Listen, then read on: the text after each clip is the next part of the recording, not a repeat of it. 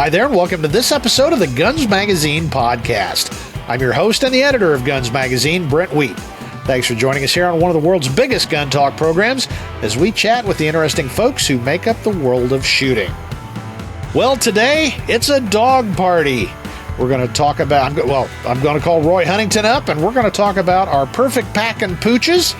He and I both have Australian Shepherds, and I got to say, he actually shamed me into it, and I'll tell that story here in just a second. But now that we've got Miss Ivy in the house, it's been great, and so I got Roy, and we're going to talk about Pooches and guns and shooting and hunting and just why we all like dogs so much. So before we do that, a couple of quick things. Of course, I'm going to ask you, like and subscribe. If you're the one or two people in the entire world who hasn't yet liked and subscribed the podcast, that's really important, and that's what keeps bringing us to you every week free of charge. And of course, the other entity that supports that is our great sponsor. And here's a word from Armscor and Rock Island Armory. Then we'll talk to Roy Huntington about perfect Packin Pooches. The STK series blends the advantages of a striker-fired pistol with everything you love about your 1911. The STK100 Ultra has an updated frame with more aggressive side grip panels and checkered front and back straps. But we didn't stop there. You'll see that the optic footprint is now larger, which means even more options for your favorite red dot. The new STK from Rock Island Armory. Experience the power and precision of the Rock today. For more info, visit Armscor.com.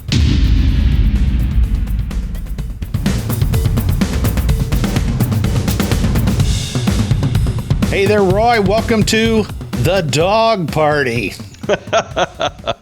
Any party that has a dog in it is a good party.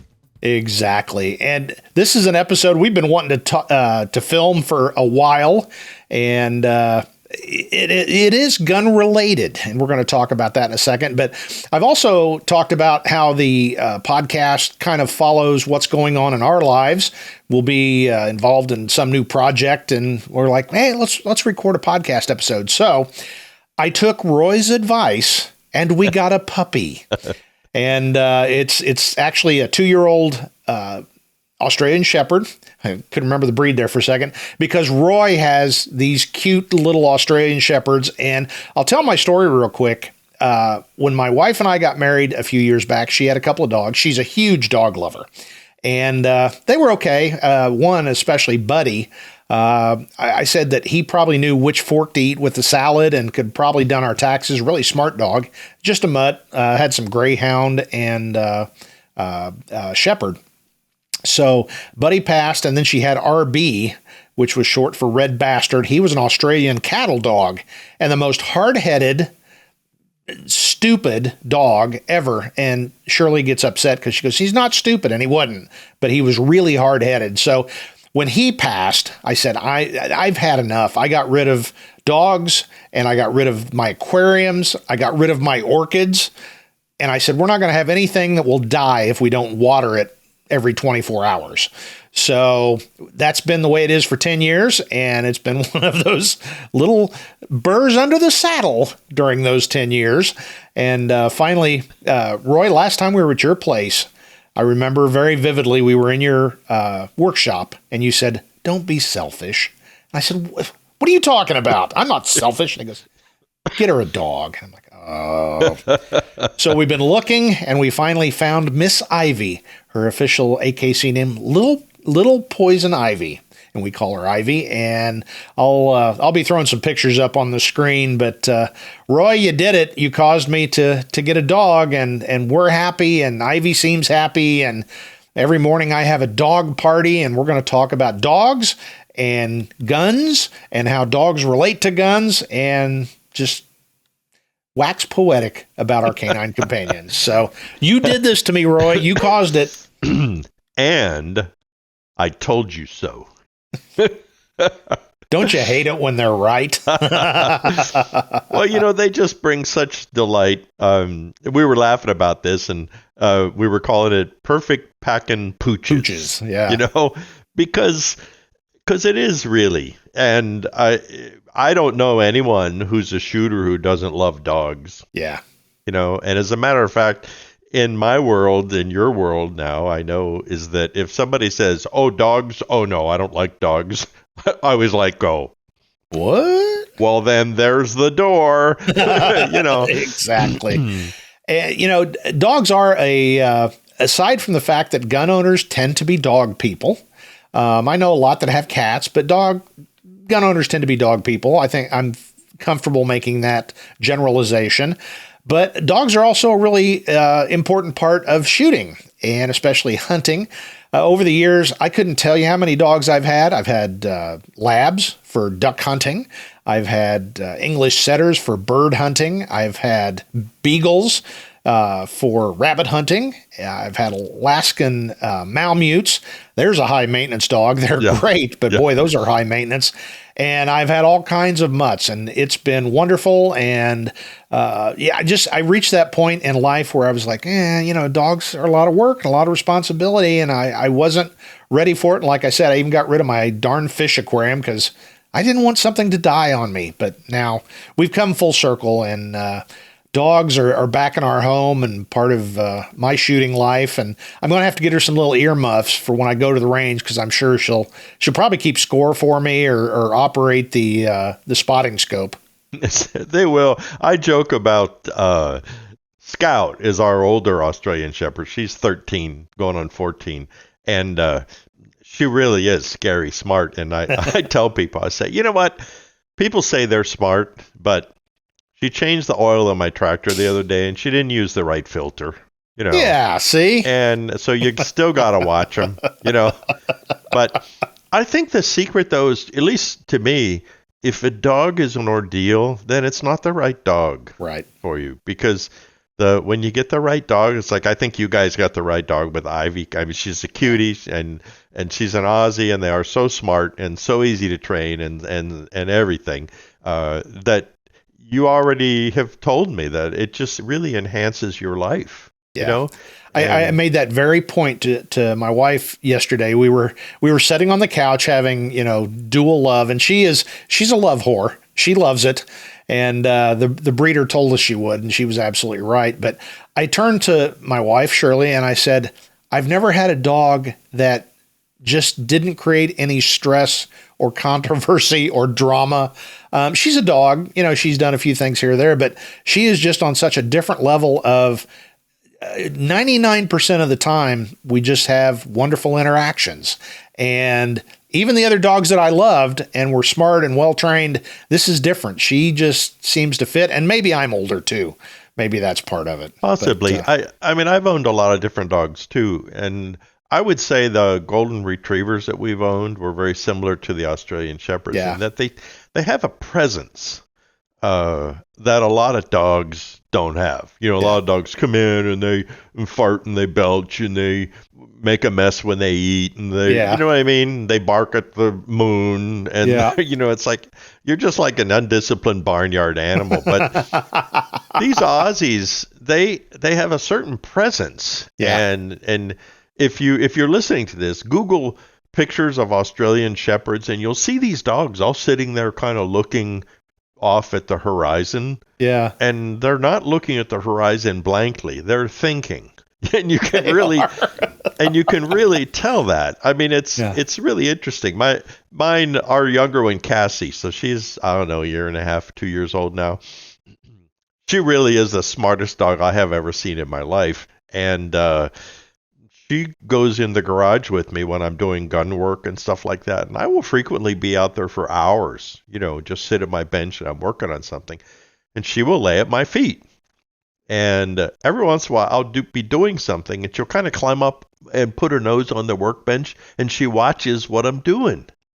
Roy, that's 4400s, not 4300s. Yeah. I mean, and she's like watching, and then she'll look up at me like, "Are you sure you're doing that right?" And then if I do one of those prong and a spring flies across the garage somewhere, she's a real hoot because she already knows that I'm going to look for it. No kidding. It's really funny. And so it'll go pwang. And of course they have Superman hearing. Yeah. And so she'll always go and she'll look wherever it hits. Right. Wow. Which of course is a wonderful thing for me. Yeah. Because you have no idea where it went. And if I go over there and then I get down and do the gunsmith prayer on my hands and knees with a flashlight, she gets right down there with me. nose to kidding. nose. It's really funny. So funny. I mean, right next, and she like looks at you and goes, "All right, what? Have we looked over there yet?" And then it's just a real hoot. So Yeah, I don't know. Like I said, it's just that presence, and not to mention the fact they're staunch allies when it comes to home security. yeah. Yep. And that's why people say, well, what are you doing talking about guns? That doesn't have anything to do with guns or talking about dogs. But I think, as you said, it is. They're a natural match for each other. They're your early warning system. Yep. Yeah. Well, that's you made that point when we were getting ready to get the dog, and I hadn't thought about it because I've got cameras, I've got alarms, I've got exterior lighting, all that stuff we talk about, and I know you do too, Roy. Anybody, if the secret agents want to get in and get my guns, I'm sure they could, but anybody else is going to have a real hard time. But I do like the idea. Now I've got an additional layer that hears all, sees all, maybe knows all, and will be happy to bark. And I'll tell you a quick story. I got to be a little careful. We have a neighborhood dog that is not a nice dog, and it's a breed that usually is, but it's not a nice dog. And we were in the backyard with Ivy, and she's not seen or heard this dog before, and it made kind of a remark outside of our fence, and she immediately, we'd not heard this dog bark yet, she went into and I'm like, that dog, just from hearing that one utterance from the other dog, that's not a nice dog. And she sounded off, and it's like, well, good for you, girl. So that was just amazing. And I think you just brought up an important point about dogs and security, is that, as you said, we have external lights and camera systems and alarms and all that kind of stuff, but those are all passive. Yes. None of those are proactive. Yep. And Ivy is proactive. I mean, she is always listening. Yeah. And if there's a noise, it gets investigated. Yep. It's not like your camera that just stares. Yeah. Says, I'm recording this burglar who's breaking in. I mean, your dog, and it doesn't take long that they realize that, oh, this is my house. Yeah. And I'm going to protect it, Yep. And so, I mean, here, nothing happens anywhere that Cassie doesn't go and investigate. Scout is the old veteran, so she knows. Yeah. It's the air compressor kicking on, you idiot. Yeah. Yeah.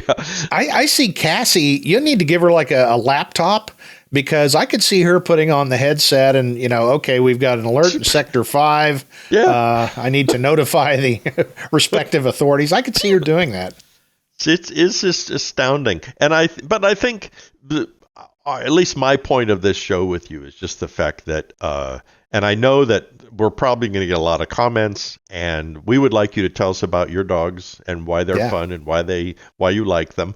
And if you send a picture of you and your dog to editor@gunsmagazine.com, I'm sure Brent will do something fun with that. I hadn't thought about, but that's a great idea, Roy.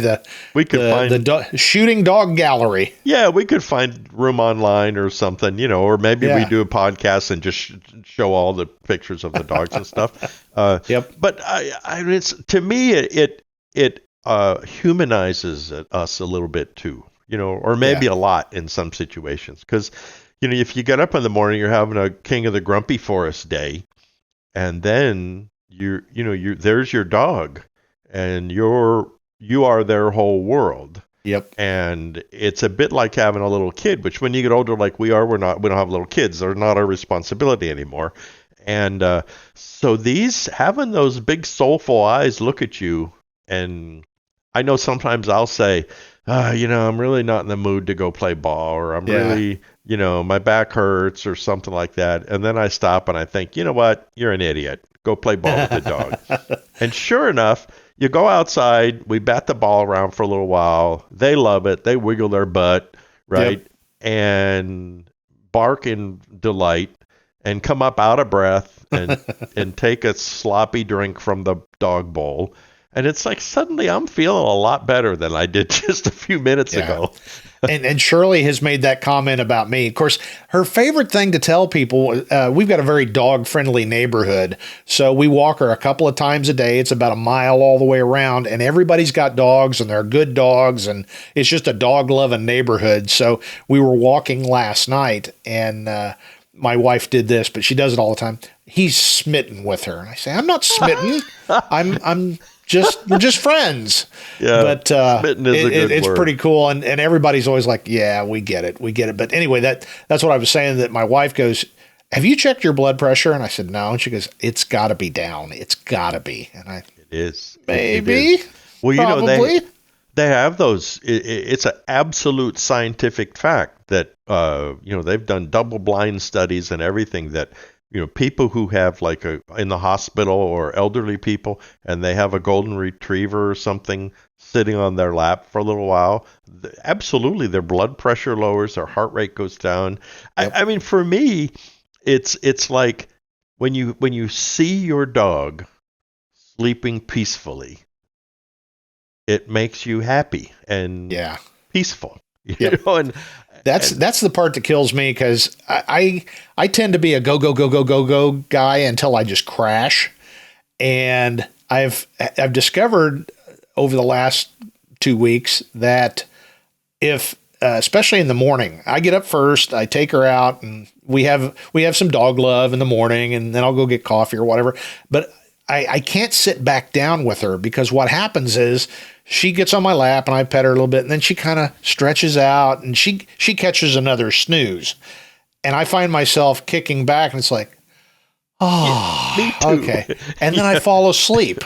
So when I walk in the other room and she's sitting on the couch, I stop and love her, and I've got to be careful. I'm not going to get any work done, because it ends up being, oh, let me see, oh, baby. And so it's better than a tranquilizer. I got to say that. I think they can teach you to slow down and literally smell the roses. Yeah. It's funny. I was shooting one of my single shot rifles yesterday, and I was thinking a little bit about this show, and it dawned on me that they are a bit like a single shot rifle, like a good dog. Yeah. In other words, some dogs are like fully automatic AR-15s. It's like exactly. Yeah, if you have one of those little yappy Chihuahua dogs, you have a select fire 380 is what you have, right? We're going to get the mail over that comment. Yeah, and there is no rest. I mean, we're generalizing here, I know. But when you have the other kind, my dogs will walk with me up to the shop, and they stop and they smell over here and they look up at you for a second, and then they'll walk over there and then come back with you if you get too far ahead. I want to make sure you didn't get too far ahead, right? Yeah. But they are so much in the moment, that it reminds you. It reminds me. It's just slow down a little bit, Let's walk down to the pond, let's take a minute and look at the fish. Yep. And I think the big question, the overarching question here, I've pondered many, many times, and I'm sure there's scientific studies, but why is it gun people tend to be dog people? And let's take the hunting side out of it. You have to have dogs, because if you're going to pheasant hunt or whatever, you got to have a dog, right? But it goes beyond that. Gun people tend to be dog people. And we're going to make a lot of generalizations and probably upset the cat and emu faction. But what's your thoughts, Roy, on why so many of us have, whether the yappy Chihuahua or the Basset Hound, that, they call that a semi-movable doorstop, but whatever it is, true. We tend to be dog folks. Well, I know there are dog people who have cats. Yes. Yeah. My wife is a cat person, and I'm allergic to them, so I kind of stay away from them. I've known some pretty okay cats who kind of thought they were dogs, and I actually got along with them fine. They were kind of more unobtrusive than cats, and they were more engaging. But I think I'm going to go on record here and say the vast majority of shooters I know are sociable people. In other words, they're quick to help. They're quick to reach out to a neighbor if they see their neighbor needs something. They're quick to be kind to kids. They're that kind of. And I know I'm generalizing, and I know that we probably all of us know somebody who's a gun owner who's a jerk. But I think overall, I find the balance to be otherwise. When we had a big tornado in Joplin in 2011, and that night, the surrounding farmers and ranchers came into town. And everywhere around Joplin in the damaged areas, there were trailers and tractors, and these guys had just all responded, right? And I know for a fact that these guys are shooters, and they undoubtedly have dogs, It's just, I don't know why. I wish if someone's listening to this and they've done a scientific study as to what is the propensity, or I wonder what the profile of anyone who likes a dog is, Yeah. So, I don't know if you can hear. There you go. I could hear. Was that Cassie or? That's Cassie. She's barking at probably a deer or something in the backyard, Well, and you need to look this up so I can include the video. I forgot to ask you. Tell the story of the baby deer and the baby Cassie. That was, as you said when you texted it to me, your wife's head is going to explode, and it did. It was the coolest thing ever. And this is, I think, proof. It's something about the Australian Shepherds in general, probably. But when we brought Cassie home, she was just a little puppy, whatever they are, 14 weeks old, 16 weeks old. And so we get deer in our front yard all the time. And at the time we were feeding them. And so we put Cassie outside because we really had no idea what was going to happen, right? And so she walked up to the deer, and the deer didn't run away or anything. And I've got picture after picture of her nose to nose with deer.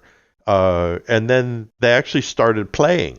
And these were young deers, not even yearlings, just past fawn. Yeah. And they would run around the yard and play and, do like, I'm going to get you or you're going to get me, And then it was really just fascinating. And to this day, it's really interesting. Now, Cassie is an adult dog, but we still have some deer here who know her. And if they're in the front yard sleeping, they sleep in the front yard a lot. Cassie will go out, kind of go up, say, hey, how you doing, man? Do her business, walk around. The deer don't get up. Wow. Yeah. And that's pretty amazing. I think that's a real lesson in society right there, if you ask me, Well, I was going to say, I remember one picture you sent me. Mama deer was standing in the background like, we don't associate with their type. They're from the coyote family. And the deer are just, they're frolicking. Cassie's happy. And like you said, it was like, come on, get me, you get me. And was coolest thing ever. So yeah, if you remember, send that video to me. I will throw that up over the top of us talking, because if you can find it, it's just the coolest thing ever. I will, I promise. So I don't know. I suppose, yes, we can tie this with guns, because like I said, a good dog is like a single shot rifle to me, in that they teach you patience. They teach you how to cope with the unexpected. Sometimes they teach you responsibility, and they're a companion, which to me, a good single shot rifle is like a companion too. Yeah. You think of the mountain man with his Hawken rifle or something. And I mean, if you don't like dogs, that's fine. I'd be curious to know why you don't like dogs. Most of the people I have known who say, oh, dogs, oh no, I don't like dogs. And if you pursue that a little bit, that it's usually they say, well, they frightened me because I had some bad experience one time when I was a kid or something like that. Yep. And I've actually gotten a lot of those people past that. Yeah. I just go, really, let me introduce you to my dog. And sure enough, in no time they're playing ball and they look at you and they go, well, gosh, this is actually kind of, I didn't know that, it's very similar. I hadn't thought of it, but you're right. It's kind of like, I don't shoot. I don't like guns. Guns are bad. Well, here, try this gun. And, the first time they shoot it, it's almost they're squinting their eyes and all that. And then they shoot it. It's like, okay, it didn't kick that bad. It wasn't all that loud because I got a hearing protection. And then the first time they hit that steel, ping. Ooh. That was fun. And by the end of that, magazine or that brick of 22, they're like, well, where can I get one of these? So dogs tend to do the same thing to folks. And actually, it was a few months ago. Susie had somebody visiting here, and I could tell that she was like, when the dogs came by, and stuff. Yeah. And so we talked a little bit about it, and she said, yeah, I've never really been around dogs. I don't, they kind of scare me a little bit. I'm afraid they're going to bite me. And I said, well, the girls are not going to bite you. Trust me. And it was really interesting. I gave her a tennis ball, and I said, just throw the tennis ball. So she threw and the 8 tennis hours ball. later. She threw the tennis ball. Scout ran over, got it, brought it back, dropped it at her feet, and looked up at her. And she just was taken by that, And I said, well, and she said, should I throw it again? I said, duh, And so wear it out. Yeah, she threw it again, and we had one of those moments where she just went, this is way different than I expected, which is just like shooting. Like you said, that was a perfect analogy for it, I think. So, all right. So look, send us the pictures of you and your dog, especially if you're doing a gun something, like if you're going hunting or you're cleaning a gun in the garage and your dog is supervising or something. Yeah. Well, I'll finish this up with one last question, and you may not be able to answer it because you probably haven't thought about it, but I'll answer the question first. Favorite movie dog? And mine is head and shoulders above every other dog on film. Mine is Dog from True Grit with John Wayne. When the Duke growls, dog, he and of course the dog just probably would play chess if you ask it to, but he sends it to attack people and guard things, and of course in the end he gets shot, but he saves John Wayne's grandson. But I remember the first time I saw that in probably I forget what year it came out, but the late 60s maybe. I was a little one, but I was like, Dog. I'd like to have a dog named Dog.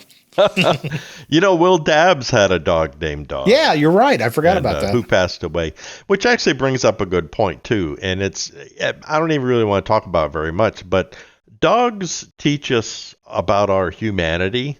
Somebody told me, or I read somewhere one time that a man's life is made up of 6 or 7 good dogs. But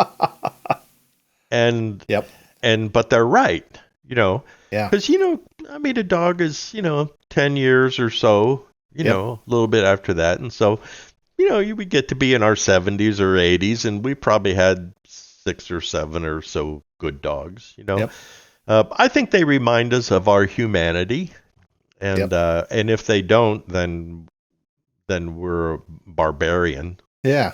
So and not to end on a down note, but it teaches you about our mortality too, because we've all had to take that final trip to the vet. It's a tough thing, and I know you just went through that not too long ago, and it's funny, guys. I've had this experience. I'm sure you have too. A parent passes, or a spouse, and hey, man, sorry. I'm here for it. I'm getting through it. It's okay. Yeah. But man, had to put my dog down today. That's a tough day, and you have to be respectful and mindful, and it's just it's weird. I'm not saying it's on the same level as losing a spouse or a parent, but it's a different but similar kind of situation. And I think we've all had to be through that at some point, or had friends go through it, and it's tough. Well, and I think a dog teaches us responsibility. Yeah. And I think the people who can accept that responsibility, and it enhances your life. I mean, it is. Sure does. It's different from children. I mean, with children, it's more of they're needy, in other words. And the authorities look down if you forget to feed them. It's a different kind of thing. It's a different kind of a thing, because a dog is just relishes in you. Yeah. You are the master. You're just everything. Yeah. And it doesn't matter.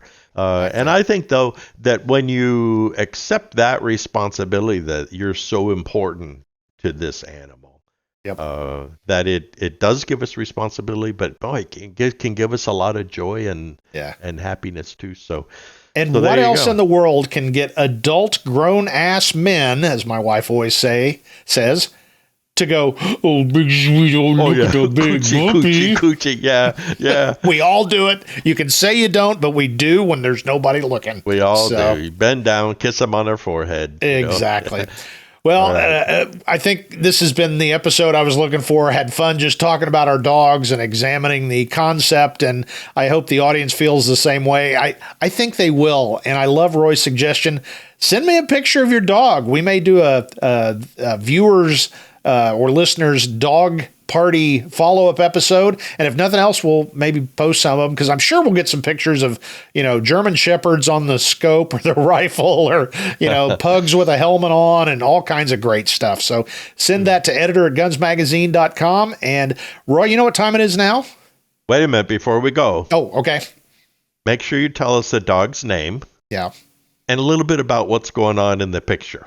Sure. Good point. Okay. Good point. What time is it? You know what time it is? What? Time goes, you big sweet. Oh. You're a big puppy. It's true.